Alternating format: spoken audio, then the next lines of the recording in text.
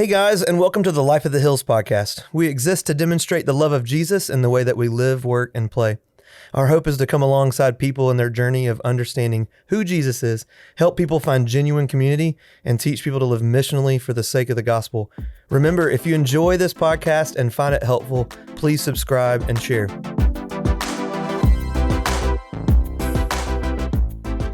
Well, welcome back. Thank you guys so much. Those of you who have subscribed and shared, remember we are on Apple Music, Spotify. You can find us on our website, and now we're on YouTube as well. Today I'm excited. My good buddy Jed Broussard's here. Hey. Good to see you, man. Hey, thanks. Are you doing anything cool this summer? Are you guys doing any trips, or is it more of a staycation? What's going on? Right now, it feels like this summer Mm-hmm. is the summer that every summer has been leading up to. Oh, okay, Like, cool. Years ago, one of my favorite bands released an album 20 years ago, actually, to this year. 20 years ago, they released an album, and they said, every recording project we've ever done is leading to this project. Okay. And it feels like that's this summer for us. Like, Okay. our son's senior year just finished. He's going into college. Which is awesome. So this is turning into like Converge. Yeah. We're going to the beach. Yeah. Every week, every weekend has something coming It's just up. going to be slammed. So it feels like it's Which, I mean, monumental. I'll say, I love that we have opportunities for a lot of things, but we stay pretty slammed around here, at the hills, during the summertime. So we're doing our trip this summer, kind of going across country, which I'm really excited about. It seems awesome, bro. Sort of nervous about still, but I'm excited. It's going to be good. Hopefully the wheels don't fall off our camper and we die, rolling into the Grand Canyon. So, Yeah. but no, it should be really good. Today I want to do some this or that. Okay. All right. We're going to start with some pizza. So pepperoni or cheese pizza? Or neither. Okay. I would say pepperoni, but I'm even specific about my pepperoni. You want the old world. Old world pepperoni. Yes. Yeah. You know who I'm Crispy. talking about. The extra crispy, Yeah. like get it a little bit overcooked. Those are so good. It's almost like bacon, but it's pepperoni. Mhm. Has a little spice to a it. little spice, little tang. Old world pepper every time. Okay, cool. Chocolate or candy? So I guess that means like, Hershey chocolate bars, that kind of thing, or Skittles, Starburst. Like, what kind of candy do you choose? More often than not, it would be chocolate related, Yeah. preferably like chocolate caramel. Okay. Because Like a Milky Way or no, like caramello. mhm. I do like Snickers. Snickers Yeah. is a good one. Kind of Yeah. a mixture, or like pecans, or Oh, yeah. something along those lines. Cool. Chocolate caramel pecan, something along those lines. All right. Beach or the mountains? Beach every time. Every I know, time? every time. I love Oh, the man. mountains are great, and the waking up in the morning and Mhm. like having a cup of coffee on the porch in the mountains or Eagles whatever it flying is. by. Yeah, is a great thing to me. I can do it. We like to do that, Yeah. but I love being on the beach with the sound of the ocean at Yeah. night, cool breeze, Yeah. even the sun during the day. Mm-hmm. I prefer a little bit of waves, like a little Daytona? bit, Where yeah, it's a little not bit huge, of boogie but- boarding, something along those Yeah. lines, where Yeah. you can just kind of ride the waves too. all day. Yeah, me too. We used to go to Fripp Island, South Carolina, and the waves there would be good and choppy, and Yeah. we'd just boogie board for hours. And Yeah. that's kind of my vibe. I dig that. So this summer, you said you guys are going to the beach as Yeah. a family. Where are you guys going? Anna Maria Island, Where's that? it's kind of the Florida? Gulf side of Florida. Okay. But Okay. Is it close to like there's like a new place that everybody goes. It's not new, but it's new to me. It's near Panama City and that whole area. I think it's a little bit more south of that. Okay. But the idea is with with the kids there, with them being a little bit older and we're vacationing with friends, the idea is them kind of having space to kind of Sure. hang out on their own and Yeah. not feel like we have to be like right there with them at Yeah. all time. And the beach is pretty secluded, so there aren't that many people on it, and you can kind of just let the kids roam a little bit. Right. That's At cool. least, at least that's the plan. So the last one, plane or train ride? As a person that works on an airplane, I'm contractually required to say airplane. Okay, yeah. But honestly, I haven't spent a whole lot of time on a train, and Me either. everyone I've talked to acts like it's boring. Really? Yeah, like Man. everyone has this concept of like, we could take a train ride through Europe and it's going Yeah. to be like this cool thing. No, it's Yeah. you in a seat there doing nothing for That's right. hours, just not really fun. Chris and I, for one of our anniversary trips, we went to Colorado, and there was like through the Royal Gorge. There was like this train ride, and so you do dinner. You can walk around. There's like a scenic one where it's open, like open air cart. Well, So part of that was pretty cool.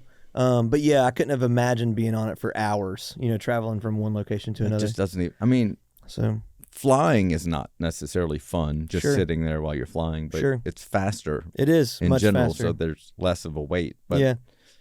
I don't know. I would say airplane every time. Yeah. Well, dude, I'm so glad you're on today. If you don't know Jed, he's on our worship team. He serves on our tech team. He's a D group leader.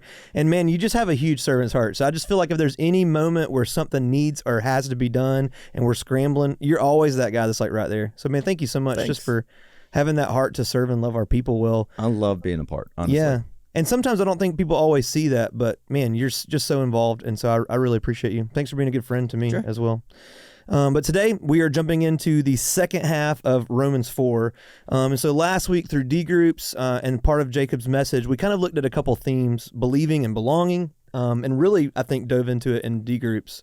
But in the second half of chapter 4, Paul's kind of honing in on our belonging, like what it means to belong to God's kingdom. So for you personally, how important is it to feel a sense of belonging? My personality type in general, I started off earlier on in life. I was a pretty shy kid. Okay.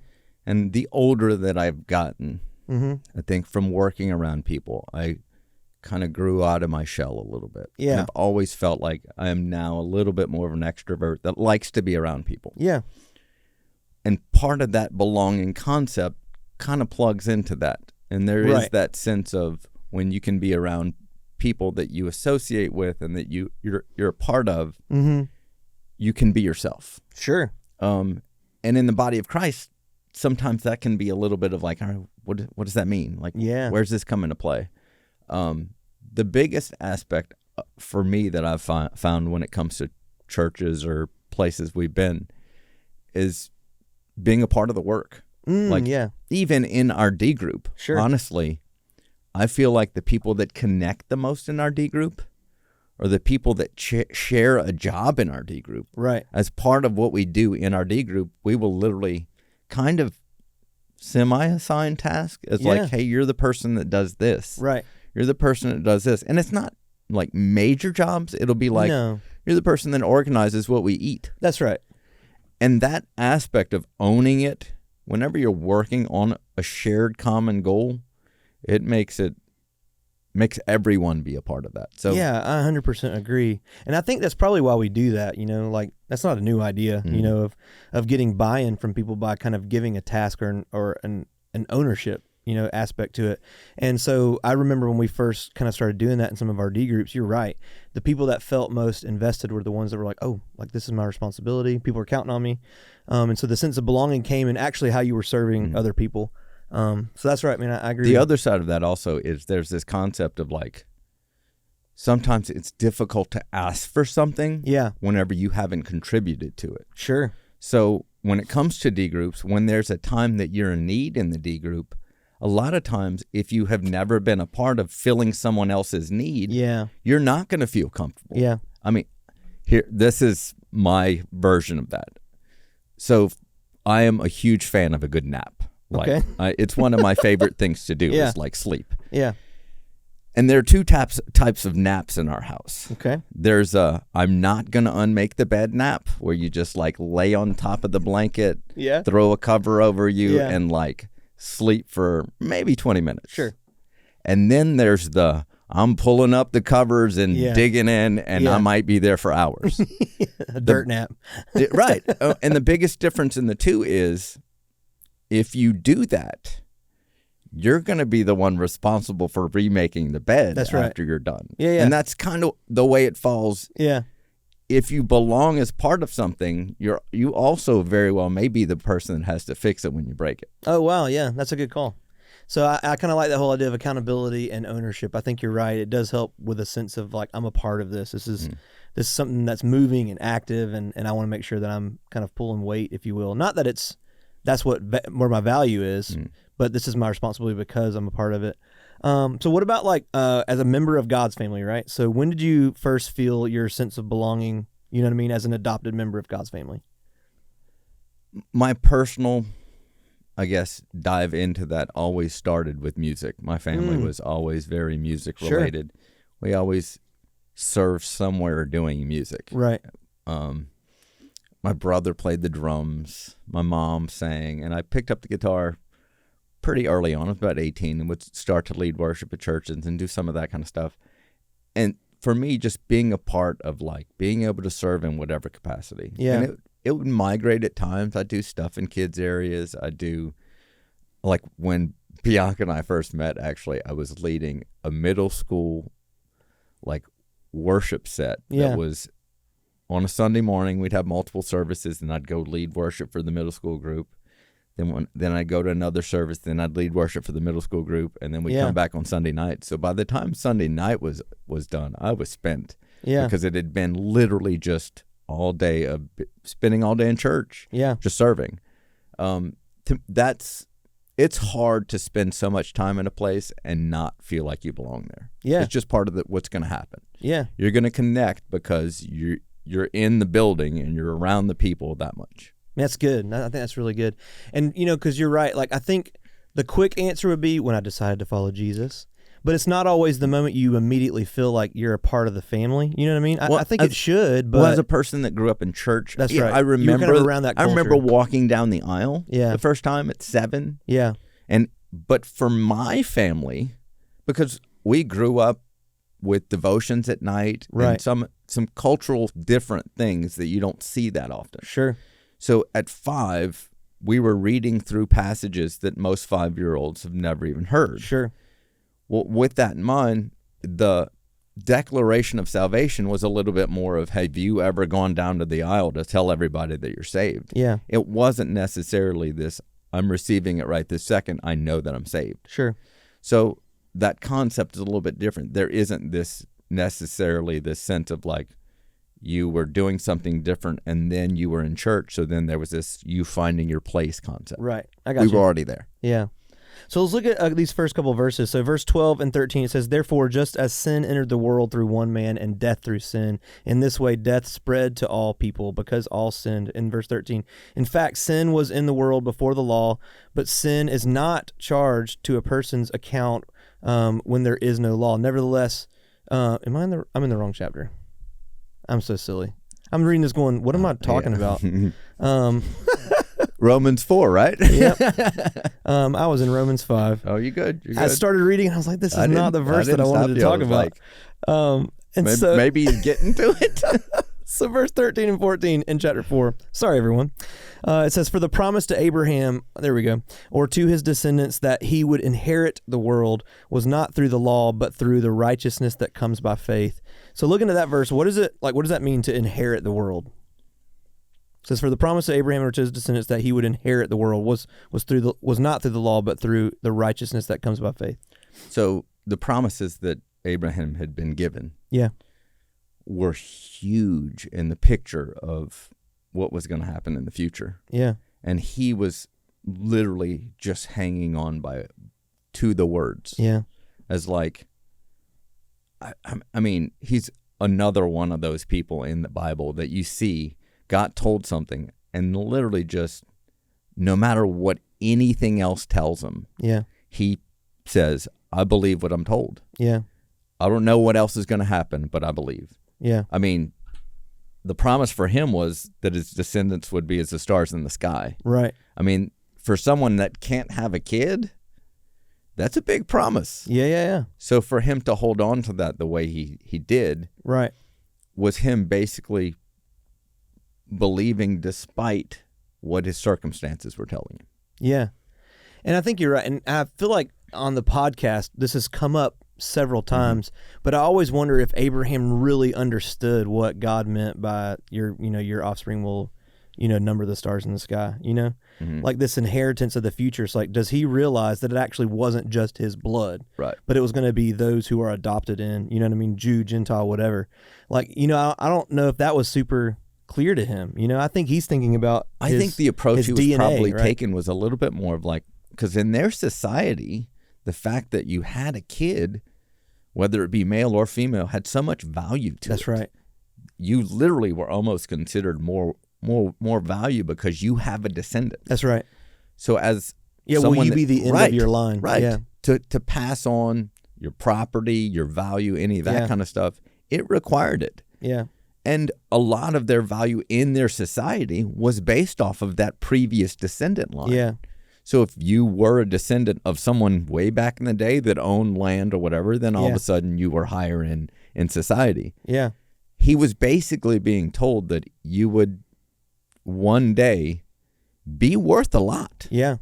In his cultural concept of it. Right. So when we look at verses 13 through 17, like, how does Paul make it clear that we aren't justified by faith? And why do you think he emphasizes that so much? Because this isn't the only place we see this whole passage, like, yeah. I mean, it's blown me away to see how often Romans uses the structure of the law combined with the believing in faith to create this driving lane of this is where we operate. Right. Like there's you see the Bible talk about how you can see creation and know that God exists and know that he created it for you. Yeah.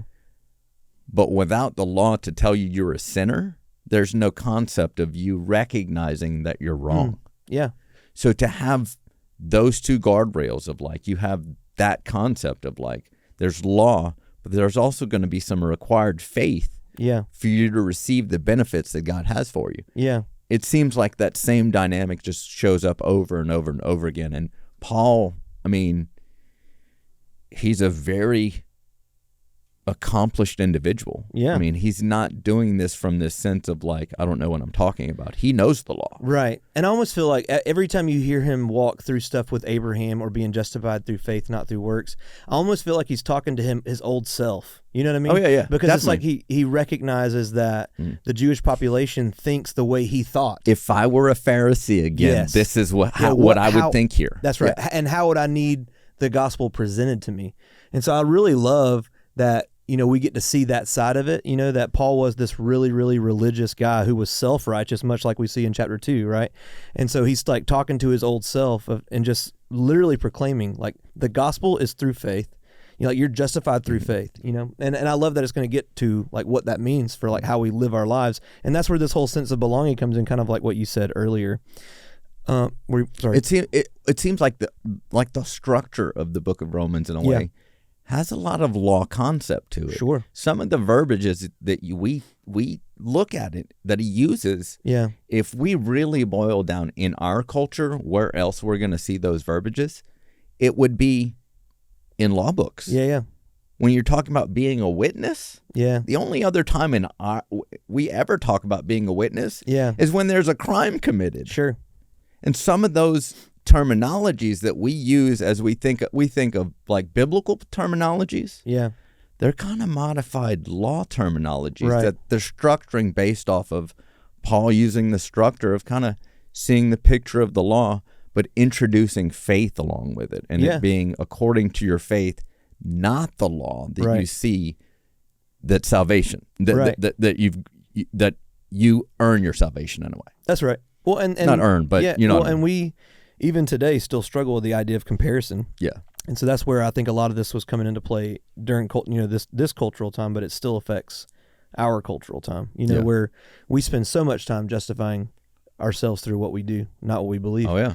And so I love, like you said, like, and even Chris Decker said a couple weeks ago, there's so many references to judgment and justice, right, in this, and so like we can't help but think about a courtroom. You know. Oh yeah. And so like I love it when Chris is on the podcast because there's such a sense of like he has so much knowledge. And so much deep thinking. When he speaks, that I feel like you're just getting like the tip of the iceberg. That there's so much context underneath it that he just can't put in a word in a 45 minute to an hour podcast. But yeah, you're right. And he and I, man, we've had so many conversations, you know, just kind of walking through that, because I lean towards more of the like relational communication style, I guess. And he's like, well, here's this is what it, you know, and I actually appreciate it, because I think is necessary. And you don't want to. It gives you balance. That's right. You don't want to miss that when you're presenting the gospel or talking through it with people. So what do you find most challenging about Abraham's life? I mean, you look at verses 18 through 21. What are some things that you think could have been incredibly challenging? That picture for me of holding on to God's promises even when the circumstances tell you different. Mm-hmm. There are so many times in the life of a Christian that everything around you is going to tell you you're done. Yeah. You're finished. Whether it be just simple, just internal dialogue, or you very well may be around people that disagree with everything that you have to say. Right. And that by holding on in faith, that you can receive the promises that God has for you. That's tough. Yeah. And we do it in other parts of our life. Like we've talked about working out a lot. Yeah. Yeah. For me, I almost have to tell myself that if I do this, it's going to benefit me. Right. Or I don't believe it. Yeah. The idea that everyone thinks, oh, I'm going to walk into the gym and I'm just going to be 5 pounds lighter. Right. If you don't work out and don't do anything, showing up at the gym's not going to do that. I really wish that it would work. I know, right? It seems like it happens. It makes you fatter when you go to restaurants. Yeah, why not the gym? Yeah. No, but there has to be this concept of even before you see the results. Yeah. You're putting in the work. You have to trust it. Trusting that this means I'm going to lose the weight or I'm going to get bigger or I'm going to lift heavier weights. So whatever it is you're looking for. Sure. There has to be a required faith trust. Yeah. Which when it comes to bigger biblical concepts, he was an old dude being told you're going to have a kid. That's outside of your natural realm. Yeah. That's not humanly possible. Yeah. Well, that kind of leads into like what I wanted to ask next. Like how did Paul kind of lays out that Abraham just trusts God, but how can we look at this passage or even throughout Scripture and see that God is trustworthy? Because I think that's where people struggle sometimes. And we could say it's like just pure belief, but I think it's a trust issue, right? It is. So how can we know that God is trustworthy? I think part of that concept for me is that's part of what the purpose of Scripture is. Sure. So you see countless times throughout Scripture where God has made promises to individuals, and he's met those promises. That's right. He's literally delivered on all of them. Yeah. That's one. I mean, that kind of goes a little far back. Yeah. Part of each individual Christian's testimony is also how God's moved in their life. Yeah. Because if you really think about it, most people can probably say, God's delivered me from this. He's saved me from this. Right. Whether it be just the basic, simple stuff like I'm not a sinner anymore. Right. Or you know what? 20 years ago, I was working at McDonald's for $5 an hour. Right. And now God has me in a good paying job with a loving family. Sure. And the list goes on. Yeah. We sometimes overlook the progress that God's made in our life because we're so busy looking for the next thing. Sure.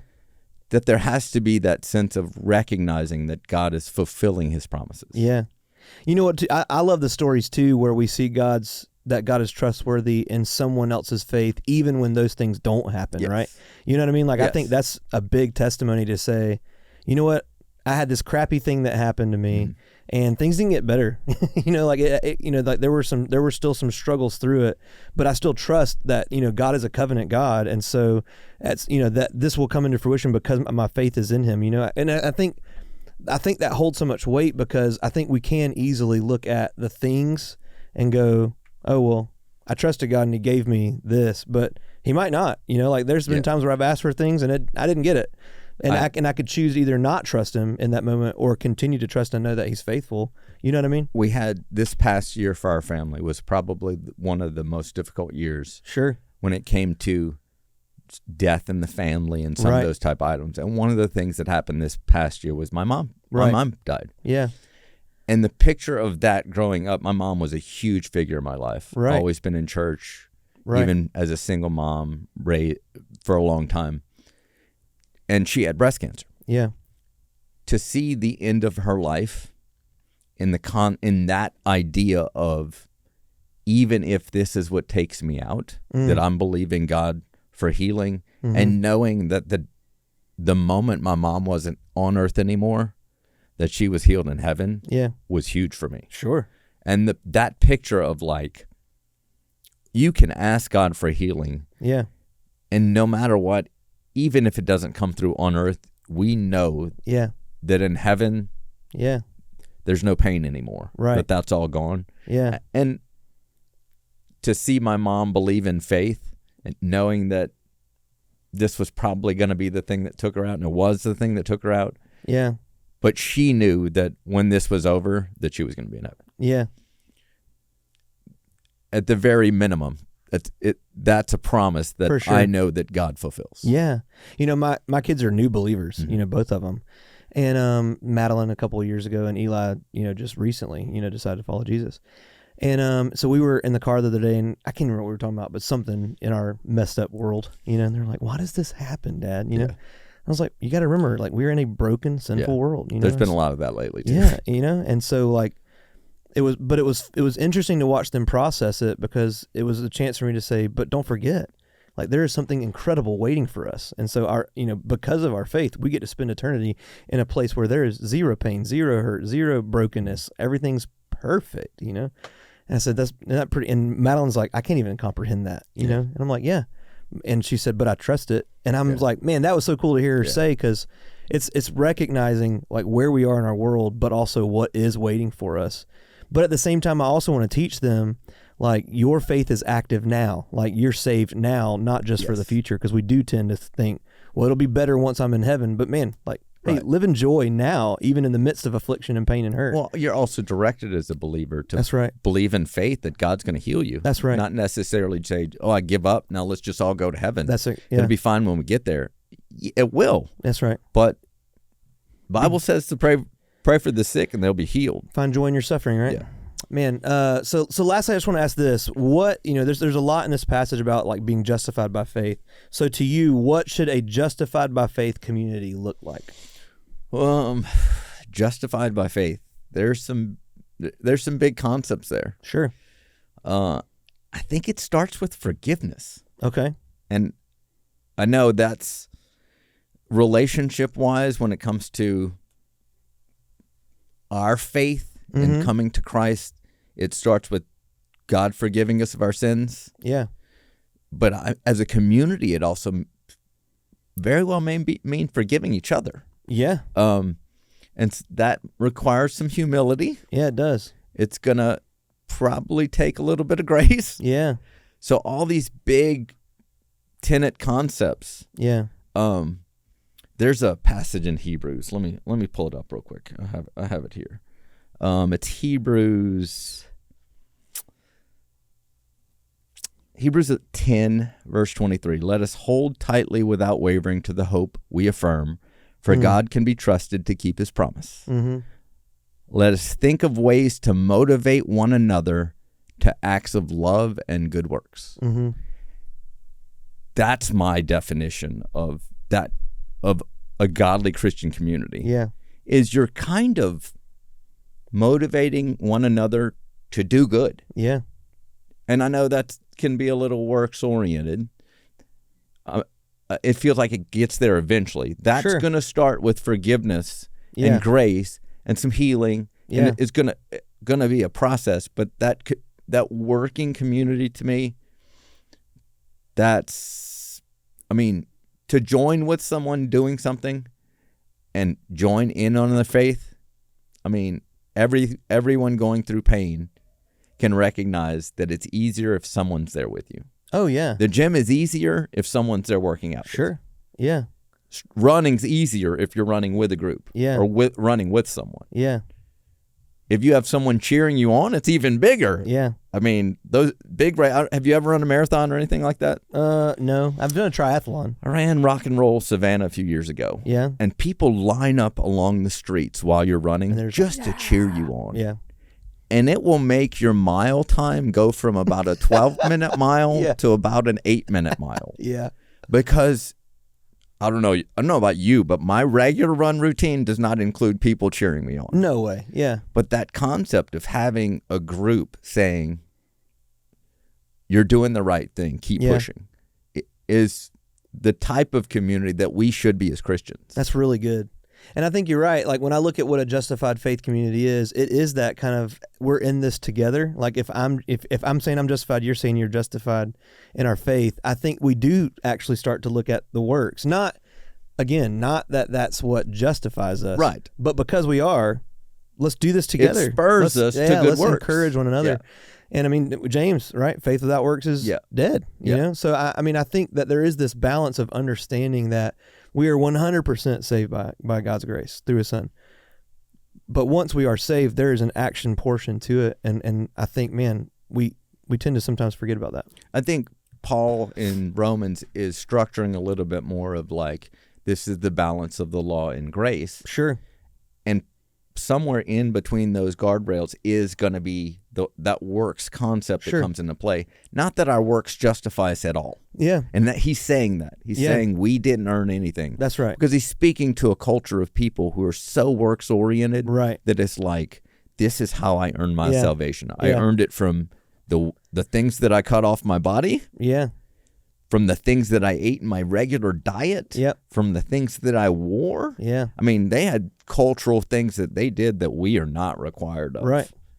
That we have no real structure for. Why would you do that? Yeah. I mean, we're kind of red-blooded Americans in a way that just want to eat McDonald's all the time and think it doesn't really make a difference in our life. Yeah, sure. But for their culture, there were times when you couldn't eat certain foods. Right.